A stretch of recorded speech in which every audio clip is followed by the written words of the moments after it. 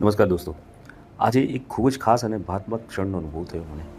પોરબંદર નજીક આવેલા ઓળદર ખાતે એ પ્રપોઝ ઇસ્કોન સાઇટની અમે જોવા જવાની તક મળી પ્રભુપાદ નંદકિશોરજી સાથે. આજે હું, મારી પત્ની અને મારા મિત્ર આ પવિત્ર સ્થળની મુલાકાત લીધી હતી. સમુદ્ર કિનારે આવેલું આ સ્થાન એટલું સુંદર અને ભવ્ય છે કે અહીં ઊભા રહીએ ત્યારે આપણે એમ લાગે કે અહીં એક અસાધારણ અને આધ્યાત્મિક સર્જન થયું હશે. અમારી કલ્પના માત્ર મહેન્દ્ર બનાવવાની નથી.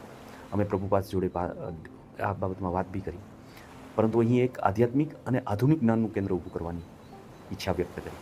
અહીં ભક્તો માટે 40 રૂમની સુવિધા તૈયાર કરવામાં આવશે, જેથી કરીને દૂરથી આવનારા ભક્તો શાંતિપૂર્વક રહી શકે.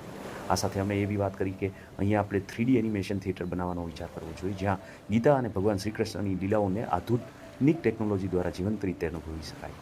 અહીં AI ટેકનોલોજી દ્વારા ગીતા સમજાવતી ક્લાસીસ રહેશે, જેથી યુવાનો અને બાળકો સરળ રીતે ગીતા જ્ઞાન સમજી શકે.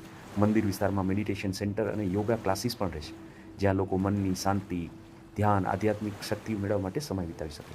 અમે વિચાર કર્યો છે કે મંદિર વિસ્તારમાં સ્માર્ટ રોબોટ પણ રહેશે, જે ભક્તોને માર્ગદર્શન આપશે, મંદિરનો ઇતિહાસ સમજાવશે, ગીતા વિશે માહિતી આપશે અને ભક્તોને યોગ્ય સ્થાન સુધી પહોંચાડવામાં મદદ કરશે.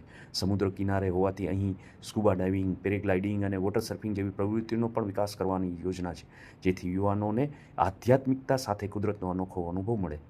પર્યાવરણને ધ્યાનમાં રાખીને મંદિરને વિન્ડમિલ દ્વારા સ્વયં વીજળી પૂરું પાડતું ગ્રીન એનર્જી મંદિર બનાવવાનો પણ પ્રસ્તાવ મૂક્યો હતો. અમારું સપનું છે કે અહીં આવનાર દરેક વ્યક્તિએ આધ્યાત્મિક શાંતિ, આધુનિક જ્ઞાન અને કુદરતની દિવ્યતા ત્રણેયનો અનુભવ થાય. પરંતુ અંતે એક વાત જરૂર કહું આ બધું અમારી યોજના હોઈ શકે, પરંતુ જો ભગવાન શ્રી કૃષ્ણ ઈચ્છા હશે તો જ આ બધું સાકાર